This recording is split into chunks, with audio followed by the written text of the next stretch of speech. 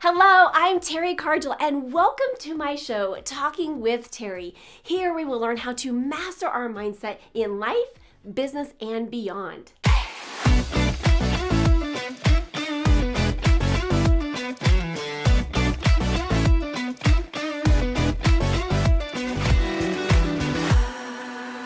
Hello, everyone, and welcome back to Talking with Teri TV. If you're passionate about your small business, but you're not seeing any profit from the hard work that you've been putting in, we need to reevaluate what's going on, and it's time to take a hard stop and see what isn't working and make the changes necessary to move forward. Our guest today is returning with us, Kelly Burton with The Roving Accountant, and we're going to be talking about all things money, all things profit today. So welcome back. Thank you so much for having me. I'm excited to be back. Okay, so let's dive in here. You were sharing offline that you're certified in Profit First. What the heck does that mean? So Mike Michalowicz wrote this great book many years ago called Profit First, and he talks about how entrepreneurs fail to pay themselves. Basically, he is sick and tired of entrepreneurial poverty, is what he says. Well, and so that's his goal, to fix it. And I think even just in the back frame of, shooting this and this time stamping it in 2023, I think, more businesses need to hear this information, because I think one of the mistakes that we make, we get in our business, we start going through the motions of creating and generating a business and building it. And sometimes we forget about this thing called profit and creating a profitable business. And so I think we can get away from, really taking the necessary steps to plan for, expansion and plan for the necessary things in our business. So what would you say is, let's share some tips and strategies for folks that can really support them in building and growing their business, with a profit first mindset. Well, and I think you have to come to the table and understand profit first is not that number at the bottom of your P&L, okay? Mm-hmm. That's not really what we're talking about. Mm-hmm. We are talking about a profit to profit and benefit yourself. You want to pay yourself well, at least in the beginning, 50 cents on the dollar. Mm-hmm. So half of everything you bring in the company, you want to pay yourself. But you also want to set up reserve accounts. And I think this is really what hit home with me during the pandemic. I lost clients, sad to see them go, because they didn't have any reserves. The PPP came in and saved them for a bit. Yeah. But things were just still happening badly. Yeah. And they had no savings. They had no reserves. They were spending every dollar they were bringing in. And I heard during the pandemic, I heard some statistics around that most businesses do not have more than a month's reserve in their accounts. Is that true? I would say during the pandemic, we found it was even less, because as they were living, it's kind of like living above your means. They were living their income at the level before the pandemic. And then all of a sudden when it dropped, especially restaurants, gosh, but then they didn't have that cash flow to make up that hand to mouth. So it was probably more like 2 weeks. Wow. Because I had companies that failed in 3 weeks. So if we realize that, hey, life lesson, if the pandemic didn't teach us anything about our business, that was probably an eye-opening experience of how do we plan and how do we create some of those cash reserves, so that we can be, when things happen or when things get thrown out, get thrown away that we weren't expecting, we can at least have that cash reserve to, protect our business. I agree. And what's great about Profit First, it's tiny steps at a time. You can start things with 1%. Mm-hmm. I built in a technology reserve, 1%. I started saving for taxes, 1%. Mm-hmm. And then I increase it every quarter, but start somewhere. Yes. I mean, just start. And the nicest part about Mike's philosophy is it's about bank accounts. So the word budget. Yay, no more budgets. No more budget. You use your bank accounts to budget with. So say more about that. The bank accounts. So the bank accounts are set up, he talks about 7. You need an owner's pay account, you need a tax account, you need a profit first account. We'll talk about that in a second. You need an operations account. You need an account where all of your income sits to do the allocation. Mm-hmm. So what happens, and we were just on this topic a minute ago, but when you run your business off of your bank balance, you log on and say, oh, I have money. And you either make silly choices, by buying extra toner because you have the money, and then you go, oh, I didn't pay myself. Yeah. Or, oh gosh, this happened. So I think it's a way to plan. So if you know that your technology, you're going to upgrade your technology, like you're going to launch a new marketing campaign, but can I afford to do that? Here's what's super cool. Pretend you're doing it. Yeah. So if you're going to spend $500 on a new marketing campaign, you can take $500 out of your operations account, put it in a marketing savings. Do that for 3 months. Yeah. That's brilliant. That's a great hack. Yeah, and if you don't touch it, then you can afford marketing. Yes. If you have to pull it back, then maybe you need to downscale and wait a month. The other cool part, let's say you roll that out 6 months. You say, I'm not ready to pull the trigger. You have 6 months of reserves already built in. Yes. That's a great hack. And people forget to do that. Is it time to hire somebody? You can have a hiring account. So you don't have to have just Mike 7. Yeah. You can have 20. Yeah. I love it. I love it. I think one of the biggest things for me, it was such a game changer when I started in my business. I was like the average business owner. It's like, okay, do I have money? Yep. Okay. I'm going to pay myself. Right. And instead, when I started saying, and it was a great mentor of mine, he says, you've got to pay yourself a consistent wage every month. And he's like, and if you went from the salaried position, what would you be paying yourself? And you got to start paying yourself that wage. So I consistently had a paycheck paying myself. And yes, that became motivating for me to make sure that I had that money in that account because I was like, okay, Friday's coming. This is my check that I'm getting paid, through the payroll company. And I got to make sure that money's in there. Right. But that was such a game changer to have a consistent paycheck coming in. Plus you felt great. Didn't you feel great about your business? Because the first 3 months, I did not pay myself at all. And I think I'm not alone in that, at all. Where I don't, okay, and I was saving money. And it was interesting when I took this big leap in my business. I remember one time I was like, moved into this huge space and I'm like, what am I thinking? But I negotiated 6 months of free rent. Well, I thought they were going to space that out, right? No, they actually gave me 6 months free rent. Wow. So I took that chunk of money that I was going to pay anyways, and I just kept putting it over to a savings account, putting it over. And so I created my own, what I call my golden goose egg, where that became my line of credit. So if I ever needed to, go, borrow money, right? I had this golden goose egg. You probably what would that account be called? I would call that my profit first account. Okay. You call it the golden goose. I called it my golden goose. I love the golden. We call it the golden goose profit first account. That's perfect. So that would be my golden goose account where I was like, okay, I had this money. And psychologically, what happened from an energy perspective is I had a chunk of money sitting there. So I always felt like I was in an abundance mindset because I'm like, well, if I need something, I have this money. And I really did not use it for years and years. And you know what? When we got pregnant and had our daughter, that was part of my my account that I paid myself out of.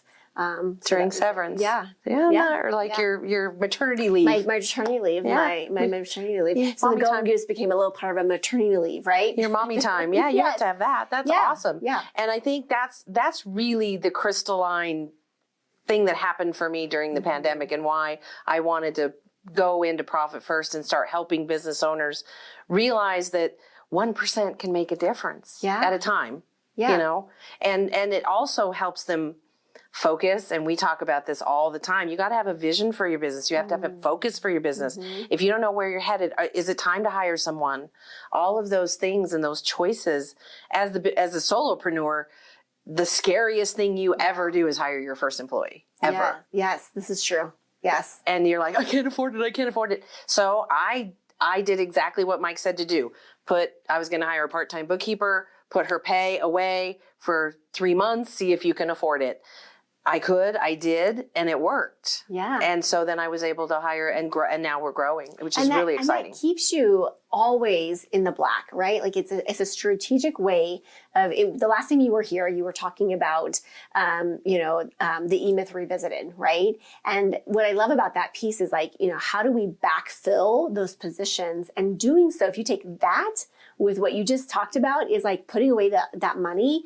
Like it's a win-win. It's a game changer. Yeah, it is really a game changer. And you can grow your business at the speed you desire. Yeah. And when you're talking, and this is the other thing that I have to say, when you're talking to your CPA, I don't do taxes anymore, but when you're talking to your CPA and you start mentioning profit first, some of them don't understand it because they think it's rewriting the accounting equation and they get kind of messed up about it. Yeah. It's not. It's a cash flow management tool. And so if you Yeah. use it that way, it really has a huge impact.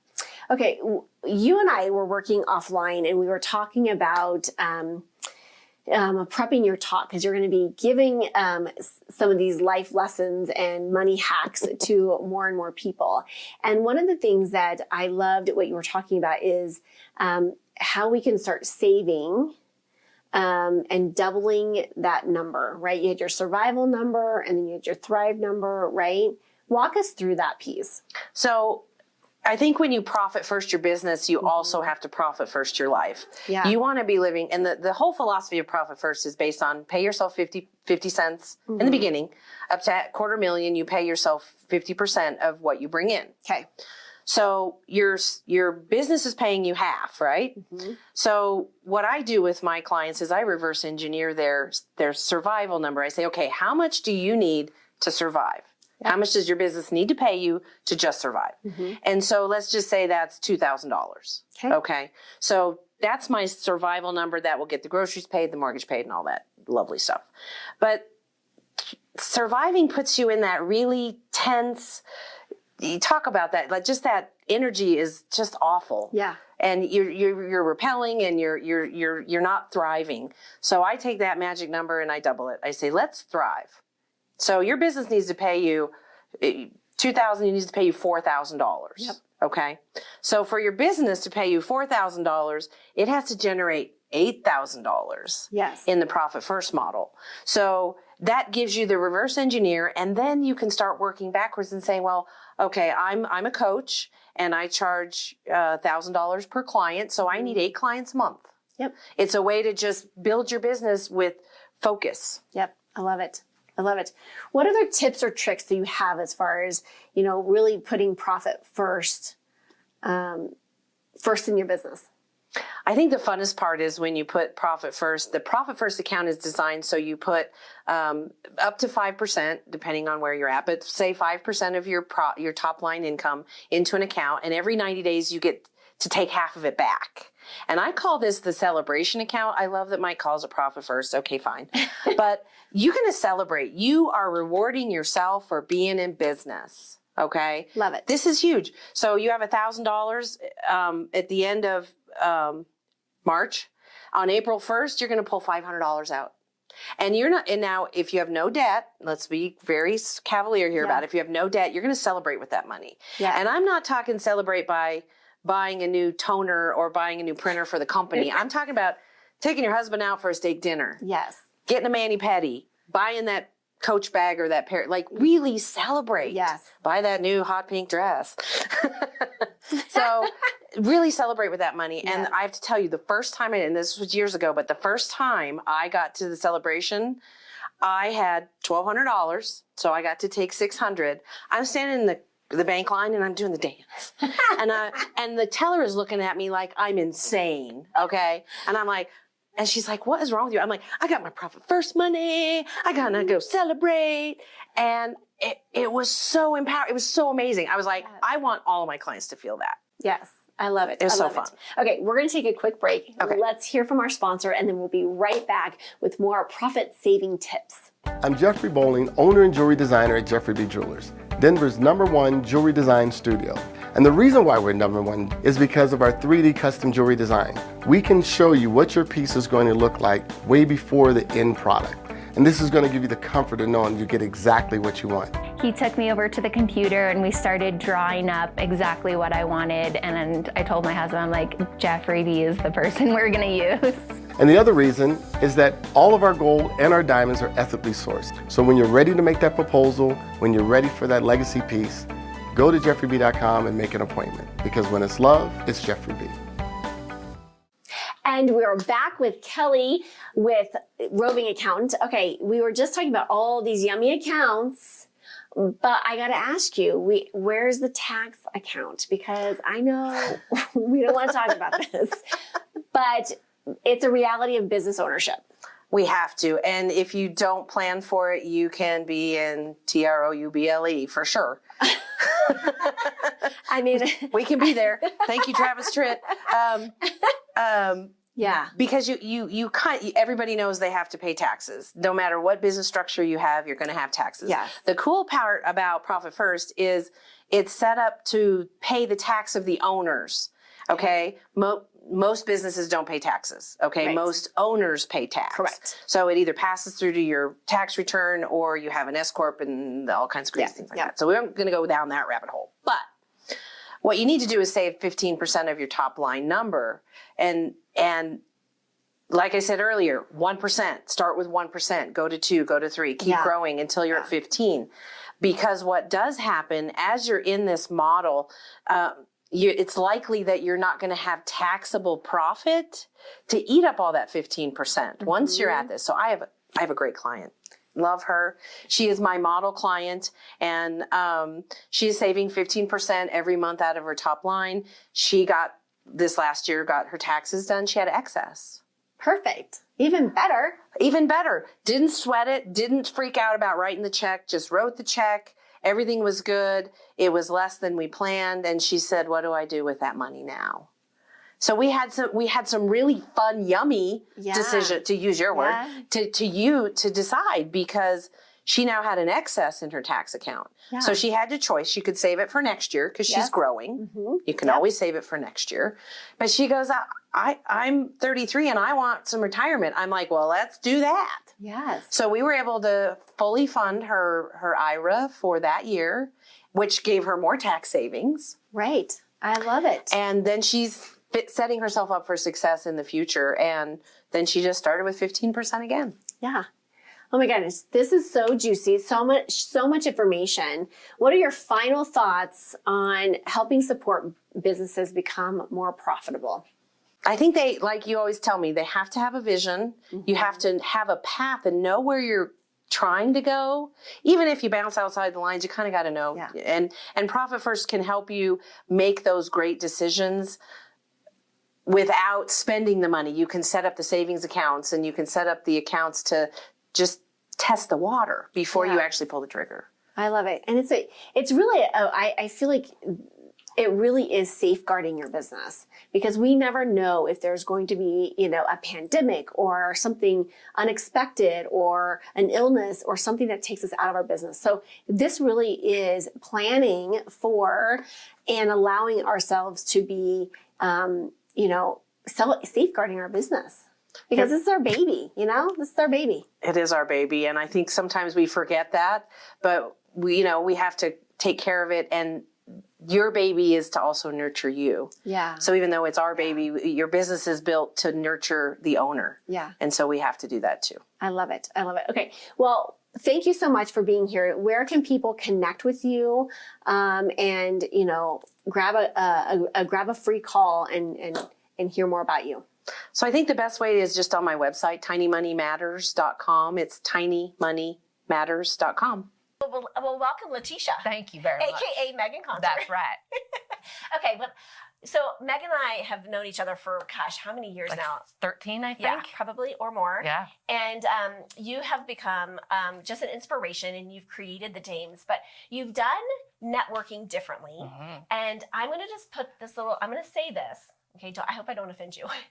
But over the years, I have found that networking has not been as successful as I'd like it to be. So when I started out my business, I was doing tons and tons of networking, 6 a week.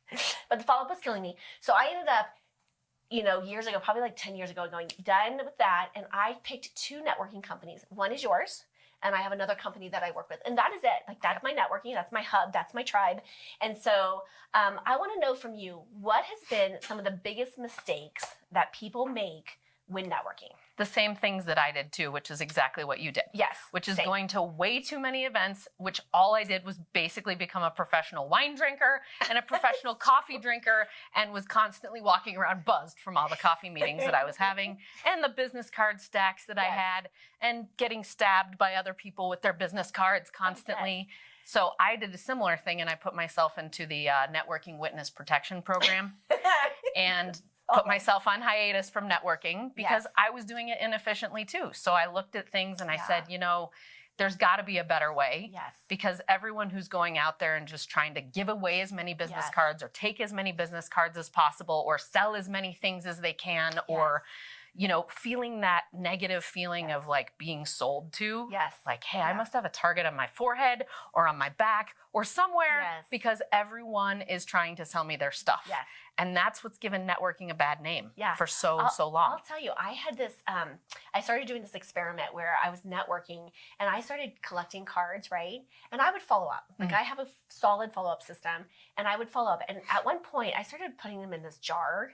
And at one point I ended up counting them because I was doing a talk and I brought the jar so people could actually physically see it. So I had 2,000. So after that I stopped, but I had 2,000 business cards in it.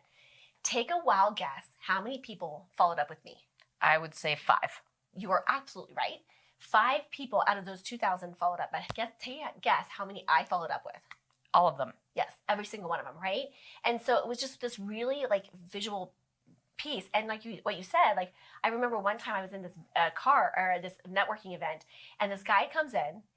There was like 7 of us sitting in this group. And this guy comes in and he's like, I think he had a quota to meet because he comes in and he interrupts and literally, you know, you talk about business card snapping. He did it like right there. He's like, okay, thanks. And I'm like, I'm sure he's like, okay, boss, I gave up my 30 cards. I'm out. Like, right? Like, but I think that's the biggest mistake that we make. What are some other ones that you have found that are like maybe some of your pet peeves? Well, I mean, I think just networking to find end clients is what I am against. Because it creates that negative environment and it's unfortunately what we've been taught to do. That's basically that's what the model of networking is that you're there to go try to find your clients and that's not the right way of doing things. True. And I love this because the other day I was at a networking event and this lady goes, what's your purpose for networking? And you know what I told her? I said to have fun and to get my bucket filled. And she's like, really? And I was like, yeah, to be curious and to collaborate and to have fun. Like I come with more of an entertainment mind of like, how can I make someone else's day better? And if there's business made down the road, sure. But I'm not going with that intention that that's happening, right? And I would say which is so different than what we've been taught. And I do think it's important to have a goal. But I know that you and I are going to talk about this, the archetypes, but each person's going to come in with a different reason for being there. And I'm the same way as you. I love to have fun. So I'm going to come and I'm going to make people laugh. And I'm going to be memorable because of that. However, the goal... That, by the way, is a tip for everyone. Bring humor, lead with humor. I'm just saying. People will remember it. They don't care about your elevator pitch. They care about you. And how you made them feel. Exactly. Right? Like and what you left them with. What you left them with. And if they had a great experience, they're going to remember you. So speaking about the archetypes, I know that so Megan's created this really fun assessment on the different types of personalities in networking. So unpack that and go through the different types and what does that mean? Because maybe you can identify and then you'll have a link, right? So that people can actually go do that for us, right? So there are 4 main archetypes. One is Elizabeth. That is for sure 100,000% what Teri Cardula is.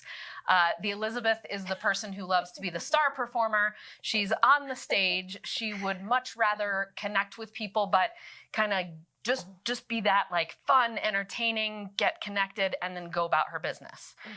We've got the Clara, who's the helper. You know, she's the one who just wants to really serve, and she would love to have a 3-hour coffee meeting with everyone that she meets to have that deep connection. Then we have Shima, who's the visionary trailblazer. She is the one who's just like, okay, I'm going to meet with this person and this person and this person, and then you're going to put this into my CRM, Mary, and then you're going to do this, Sally, and everybody else is going to do all the follow-up, and we're going to have a system.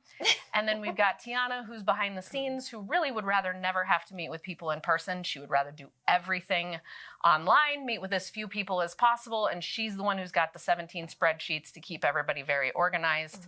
And then we've got some like mixtures, right? So like in the Enneagram, we've got like an Elizabeth wing Clara, etc. I know, as I say, I'm kind of like a combination of the top 3, right? Like I got a little smidge of this and more of this and da-da-da. Right.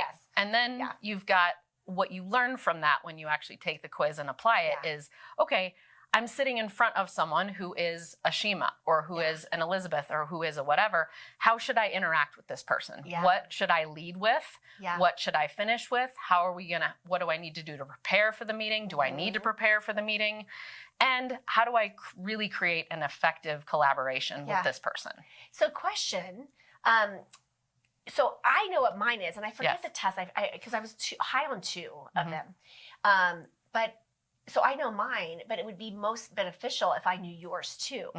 Yes. Okay, so is it best to have that? Can I walk backwards a little bit? Yes. Okay, to explain just a little bit. So in the Dames, and my philosophy is that in order to network effectively, you're networking for power partners. You're not networking for end clients. Yes. So you are looking for those people with whom you can have relationships with, business collaborative relationships that can create a lot of different results. Yes. Namely things like creating collaborations so that you have basically an expansion of your footprints. So you and I coming together to create an offering that would be offered out to all of our audiences in a collaborative way. Yes. That's an example. Perfect. You and I getting together, masterminding because I'm stuck on XYZ in my business. You can help me with that. You're stuck on something, I can help you with that. Then there are the relationships where we're going to help each other by cross-promoting because we have a similar audience. So we're going to keep, really getting the hype up for each other. Yep. And of course, there's always the cross-referrals that happen as you get to know each other. There's all other little nuances of relationships that can occur, but it's best to strategically think about who you should connect with. And that could be your goal when you're going to a networking event. Perfect. So joking aside, it is to entertain people for me, but it's also to meet those strategic power partners. Exactly. And I'm always looking for one or two of them. If you want to think about it as instead of going to an event to find your golden egg, that golden egg being a client, you're instead going to look for your golden geese. Yes. And those golden geese with you in collaboration can form and create and lay, why not, multiple golden eggs together. Let's take a pop, a quick second. Yes. And we're going to pause for just a moment, and we'll be right back. We're going to hear a message from our amazing sponsor, and we'll be right back. I'm Jeffrey Bowling, owner and jewelry designer at Jeffrey B. Jewelers, Denver's #1 jewelry design studio. And the reason why we're #1 is because of our 3D custom jewelry design. We can show you what your piece is going to look like way before the end product. And this is going to give you the comfort of knowing you get exactly what you want. He took me over to the computer and we started drawing up exactly what I wanted. And I told my husband, I'm like, Jeffrey B is the person we're going to use. And the other reason is that all of our gold and our diamonds are ethically sourced. So when you're ready to make that proposal, when you're ready for that legacy piece, go to jeffreyb.com and make an appointment. Because when it's love, it's Jeffrey B. All right, welcome back. We're here with Megan Conter with the Dames. All right, we have been talking about the power of partnerships and collaborations. So how does that tie back into the archetypes and the networking personalities that we were talking about earlier? Yes. So you asked a great question, which was, I know what I am, but wouldn't it be helpful to know what the other person is? Yes. So yes, once we get this concept of why we're meeting with people, like, hey, I want to be your power partner. Yeah. I'm not here to try to sell you my stuff. You're not here to try to sell me your stuff. We're going to see how we can be mutually beneficial in this relationship. Yes. That's what a power partnership is. So if I know what your archetype is going into a meeting, or like after I've gotten to know you and I've kind of vetted the crazies out and, I've decided we're going to continue. You're welcome. We're going to continue with this relationship. Now I want to know, okay, what is your archetype so that I can be the most effective power partner for you? Yes. So it's this attitude of serving others first, as opposed to what's in it for me. Yes. So if I know what you are, and I know that you are going to want connections from this, because that is what your main goal is, and that's what your archetype is, that you want great connections, then I'm going to be listening to you and asking you questions that will help me make the best kind of connections for you.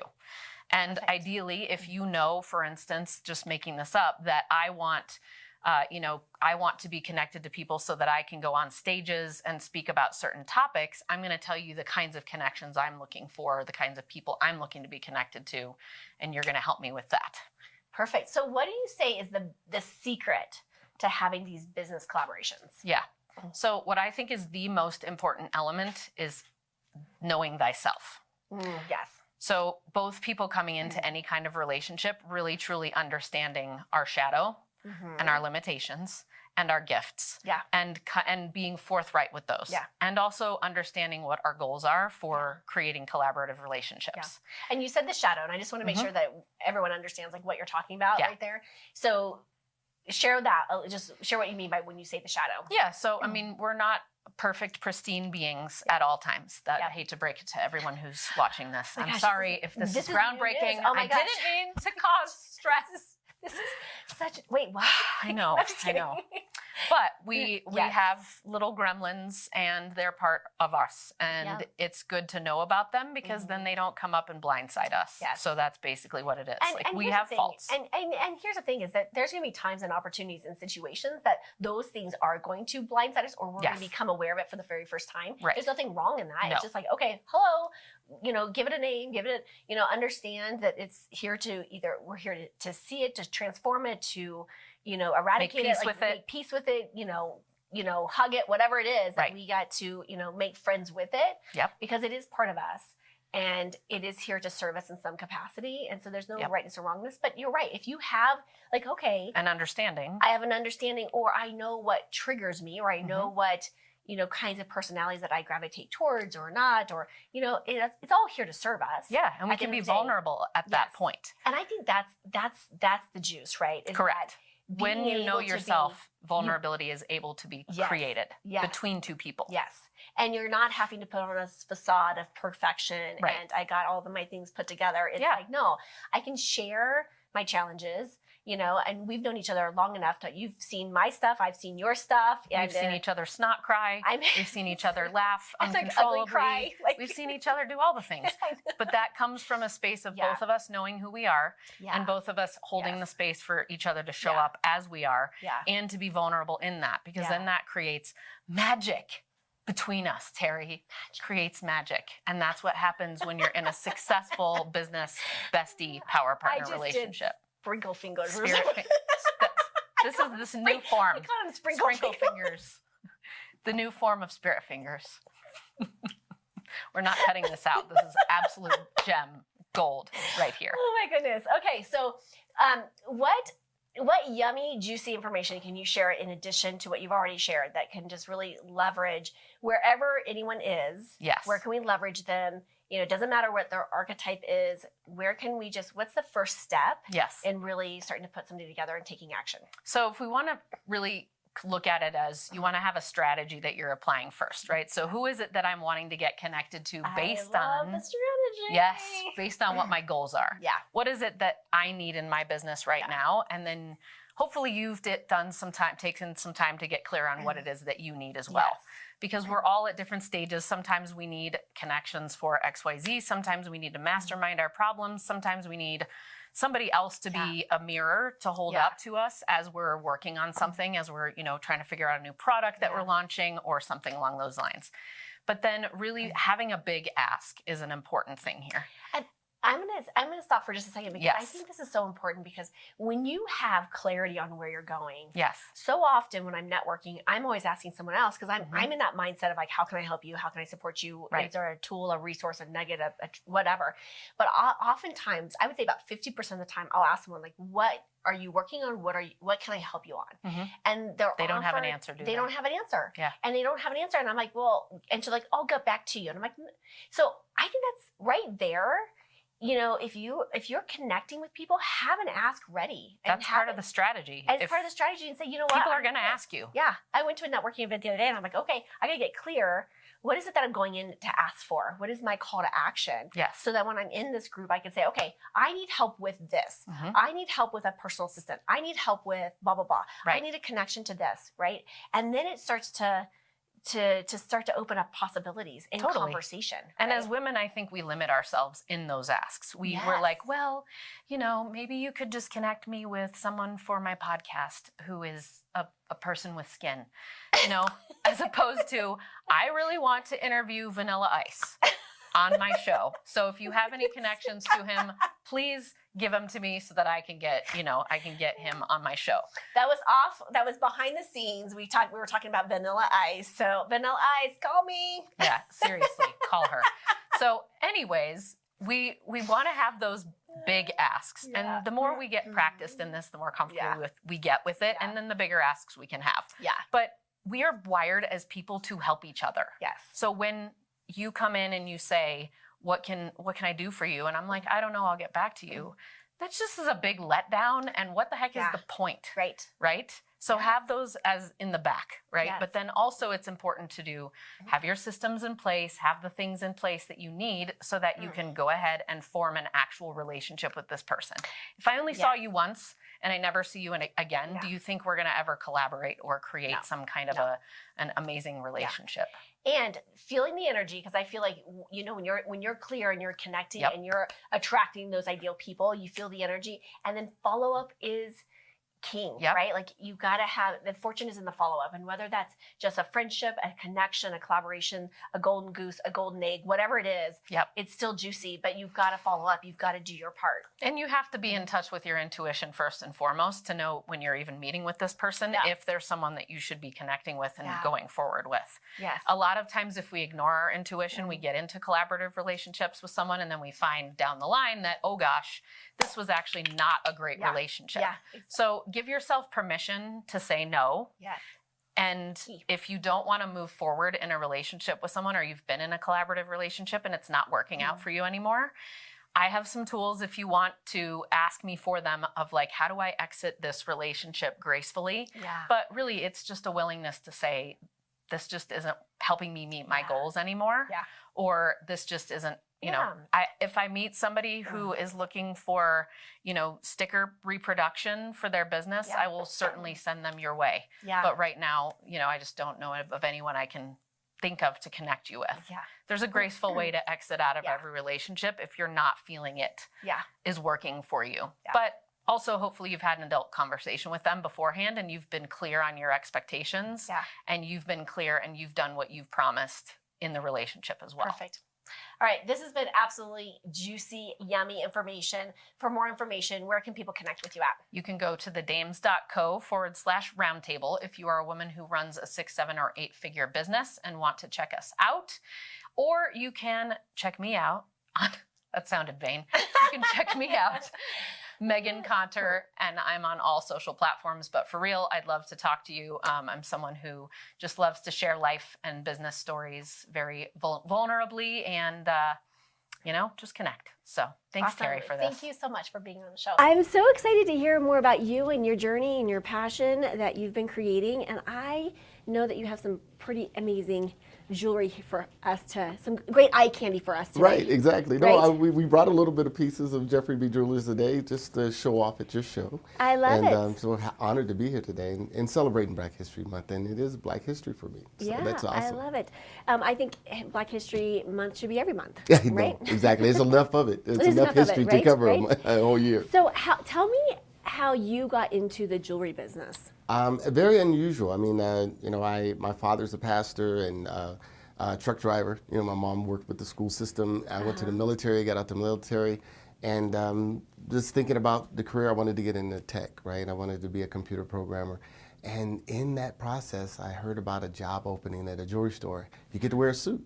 Right? I mean, I wanted to dress up. I've been in the military all these years. And we must be like, I'm just telling you, I love dressing up. Right. So when people tell me, let's go dress up, I'm like, we're going to ball gowns, right? Like that's, you know, right? So I love it. Yeah, so to dress up and work and dress up, I was like, great. So let me go interview. And so I interviewed with no knowledge of the jewelry industry at all. Okay. And I don't know. I don't know why they hired me. It didn't make any sense. I mean, it was a really, really high-end jewelry store. Sometimes it's more divinely guided than we want to believe. Right? I know. I think I was looking sharp, but they ended up giving me an opportunity, and I thought it was like funny, you know, that I was in this jewelry store, don't know much about jewelry, and just wanted to be able to make some extra money and not have to dress bummy. I don't know, it just kind of caught on to me. I mean, I started to appreciate what I was doing. And speaking of Black History Month, really some of the things that happened were when older Black men would come into the store and they would say, "Oh my God, you work here?" I said, "Yes, sir." And they were like, "I've never seen a Black man in the store." And I said, "Really?" And he says, "Yeah, we used to be told to go down the street. They didn't let us come in here." I said, "No, well, come in." He said, "You got a set of keys?" I'm like, "Yeah." He says, "Wow, man, I'm so honored that you're here." And then I started to appreciate what what that meant. this meant. You know, I mean, it was a really special thing. So I started appreciating the job a little bit more versus then saying I'm going to go into tech. And then I started to do well at it. Yeah. And I found that, you know, as long as you were making somebody money, they would really start working with you to help you make more money. Now, we have a shared friend in common, and he shared some yummy, juicy information about you, just about your career and, like, you know, really some. I mean, you were. You were a diamond? Is it diamond dealer or Yes, is it a diamond? yes, I was a diamond salesman on the road. Yeah, and Yeah, so for years. but I've heard that you've really had an incredible impact on your path to where you're at today. Yeah, I like to think I had a very unusual path. I started in a jewelry retail store, ended up getting promoted to New York. I managed a jewelry store in Manhattan. And then that company actually went out and I got my first job on the road to be a diamond salesman. I did jewelry designing for Zales across the country. And so I traveled across the country for years doing that and helping people make designs like I do today. And then I met a diamond broker and I started to just do nothing but diamonds. And so I did diamonds, but because I had started to do the designing work, I would go to stores, and even though I was selling them diamonds, I'd also start working with designs. Yeah. And then I got to working again with a designer on the road to just sell directly to jewelry stores. So for about 20 years, I did mainly just working for different designers until I had my own line and I started manufacturing overseas. And that's how it brought me to Denver. And I started in Colorado Springs with a company out of India. And I developed their line and designed the whole line for them. So it's a lot of career. I'm old now. I know. So you must be very right hemisphere, like right hemisphere dominant. Yes, like very creative and like always getting there, creating, and I love it. I love it. So tell me, I know that you've been an incredibly successful business owner. What has been some of your challenges or obstacles that you've had to overcome in the course of your career? Well, and so when you look at a career, it's such a long career, 34 years I've been in the jewelry industry. So, you know, when you talk about the challenges of being on the road, as at that time, one of the only black salesmen on the road. They had never seen anything like that. So the challenges, you can only imagine what you'd have to go through to go to all the countries in the United States, walking in, cold calling, saying, I'm here to sell you diamond jewelry. And they were like, you sure? You know, and so that was challenging. But I think it brought you thick enough skin and learn how to overcome enough obstacles that when I decided to open up my own store, I had really, you know, already been through the ringer, right? I've already seen everything that I have to go through. So yes, there's a lot of challenges in doing a business anytime. You know, money is always an issue. Jewelry is not the cheapest thing to try to get into. And people ask me, you know, how did you challenge of opening up a jewelry store with the money that it takes? Well, if you know enough people, sometimes it doesn't take all the money. And I had enough friends that I built over the 20 years of working as a diamond salesman, as a designer, that many of my friends said, Jeff, you're opening up a store, let me help you. Here's some merchandise. But that's the power of collaboration. That's the power of creating those connections. In business, You know, so that really helped. But you know, I had been on the road for so long, I forgot about what it was like to interact with people and be responsible for that. So that was a challenge. It's just, you know, just interacting with end user customers. For 20 years, I worked with business owners. So that was a really big challenge to get back into that. And it took a little bit. And then doing designing in front of people. I had the opportunity, I did so many designs for people in my basement, in a factory. And if I messed up, nobody was really cared. You know, I mean, we had prototyping. Now I didn't have that. You know, I was making your piece. It was a one-off. And I had to talk to you. You had to watch me make it. I mean, that was a whole different challenge that I had to do. And I've gotten a lot better at it. Yeah, I love it. Well, speaking of pieces, look at this. Now, folks that know me and know me well, I love jewelry. Love.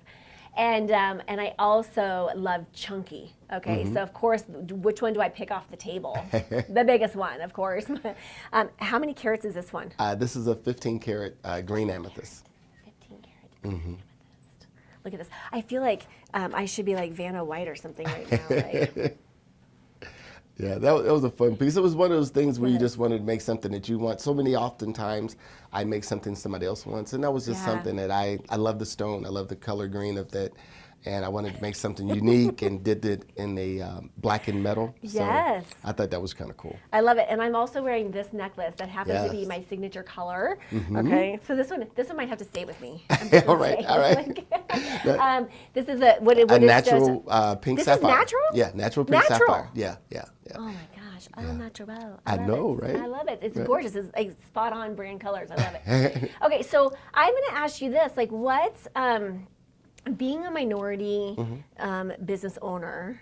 What advice or what would you like to share for other minority-owned businesses? And that's a good question. The thing is that I hesitate. I mean, in my mind to say, talk about being a black jeweler, being a black jewelry store owner. It's like, why don't you just a jewelry store owner? Yeah. Because it's important to let other people know that you can do it. Yeah. And I think, one of the biggest challenges is to realize that you just need to be good at what you do. Yeah. And people will eventually appreciate that. Yes, there's different obstacles of being a black-owned business in a predominantly white area.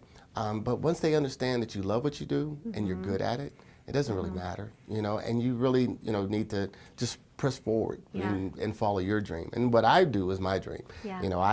The whole concept of when it's love is Jeffrey B. Customer says, why did you open the store? And I said, I don't believe that there's anybody that wants to make a piece for you, for somebody you love as much as me. And he said, "Oh, so what is love is Jeffrey B?" I was like, "Yeah, I like that." Love it. That's true. So that's your tagline. That's been the tagline. Oh my gosh, I love it. That's beautiful. Because you gotta love what you do. But I think what you just said there is like you got to show up, and you got to keep showing up. Yeah. And you got to do what you love. Exactly. And love what you do, right? And you never have to work. And you never have to work. That's it. I mean, exactly. I look forward to going to work every day. So, sometimes sad when I have to leave. I know. Well, I always joke that. So I own another business, a counseling company, and then I own this company. And I always say, well, my plan B is I'm going to go and design handbags. Okay. And then my plan C and my plan D and my plan E, right? But I would go back and do something creative, right? Right. So, anyways. Yeah. So I said if I did something else, I would be doing that as a jeweler. If I worked at FedEx, I'd be a FedEx employee, a jeweler who works at FedEx. That's it. There you go. There you go. Right. So, I'm curious. How do you define success? Oh wow, what a good question. I think that you look at it as if you're happy. If you found something that you love to do and you were able to make a living with it and it makes you happy, then that's successful. And it's not about being really wealthy, but it's about being happy. I mean, that's the whole idea. At the end of the day, if this was my last day on this planet, was I happy? And so I think that if you can do and make a living and be happy at the same time, that's success. And don't let somebody else define what success is. Well, you didn't make enough money. You're not a $4 million store. Yeah. No, that's not what I'm after. Yeah. I'm after being happy and happy with what I do and people are happy with the work that I do. I think that's success. I love it. Okay, this is a great segue to take a little break. We'll be right back with Jeffrey B. Want more support in creating your success story? My products can help. Check them out. First, I have my book, Be the Magic of You, Tools to Transform Your Life. And in it, I have over 70 different tools to help reprogram your brain. Next, I have my Daily Intentions Planners. They help you create without forcing it. They combine brain science and universal laws. In addition to my book and planners, I also have 2 card decks you're sure to love, designed to support you to reconnect with your purpose, power, and potency. I also offer 2 special packages. The first is the Success Package. In it, you'll have my book and a year's supply of planners to help you bundle and save. Next is my favorite, the Empowerment Package. You can supercharge your life and business by getting all the products at one low price. But wait, there's more. I also offer a yearly subscription called the 7-Figure Business Box. Each quarter, you'll receive a physical box mailed to your home, a live 2-hour intensive training, an hour-long fireside chat with an expert in the industry, a guidebook packed with even more resources. To order anything you see here, just go to my website, talkingwithteri.com.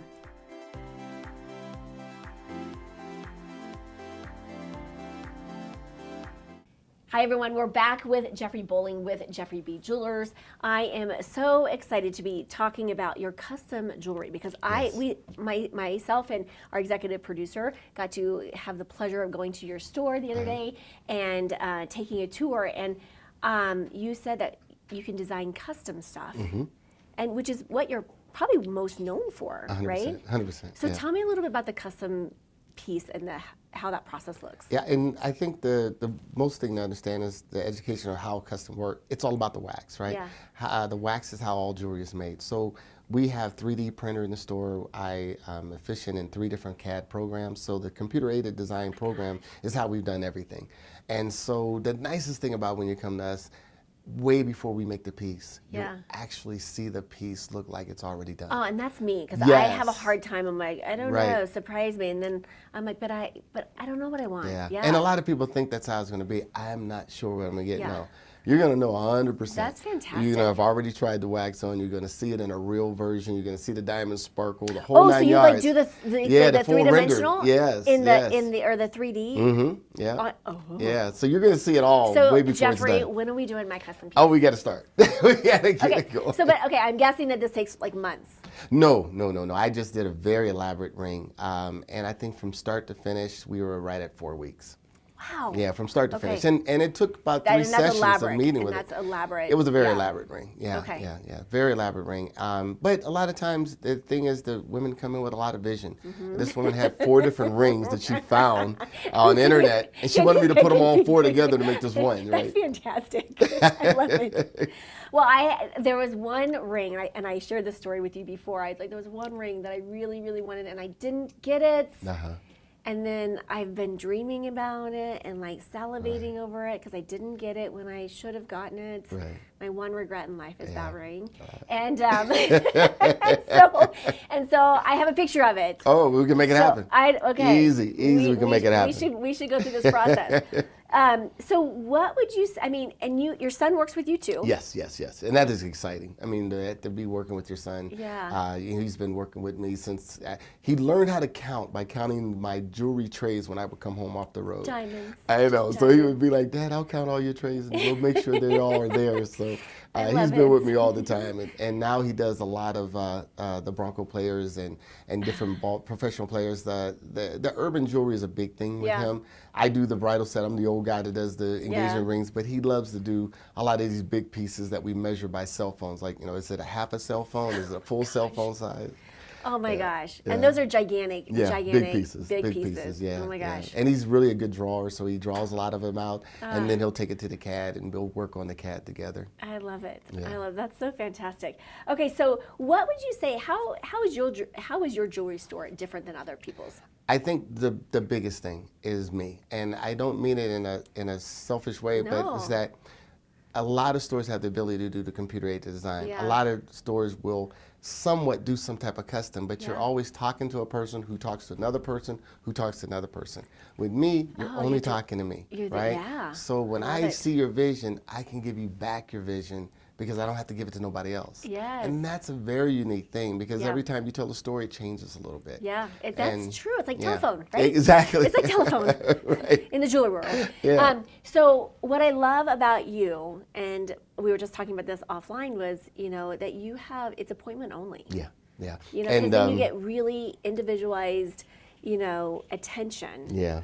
And that was a very good move. Pandemic kind of forced it. I like to say I was so brilliant to come up with it, but really the pandemic kind of forced it. And my son had been saying for a while, Dad, it'll make us look more exclusive. But see, I'm old school. I was from working, and you get as many people you can come in the door. You need as many people every day, and it really has turned out to be a phenomenal thing. Customers love it. I love it. It gets such attention to detail that nobody's interrupting you. And so it's advice to anybody that look at trying to do appointment only in whatever business you do. Give them the isolated time. I love it. So my friends on YouTube, ladies, frost yourself, okay? All right, Jeffrey, where can people connect with you and find more about you? We're at Cherry Creek. We're at 300 South Jackson Street. You can see us on the web. We're at www.jeffreyb.com. And you can Google us, but make an appointment, and when you get to our website at jeffreyb.com, the very first thing you'll see is make an appointment. Perfect. And you can make it a different type of appointments, 15 an hour. And people don't have to be here in Colorado to do this. They can also have that customized appointment online. Yeah. And so this is super expansive, ladies and folks. So thank you so much for being here. Thank you for having me. And just shining brightly, right? Thank you, everyone, for joining us today. Be bold, be brave, be fearless, be the magic of you. Massive love to all of you. Thank you for joining me today. Don't forget to like and subscribe. Make sure you hit that notification bell to find out about my upcoming shows. Thank you for tuning in today, and I'll see you next time.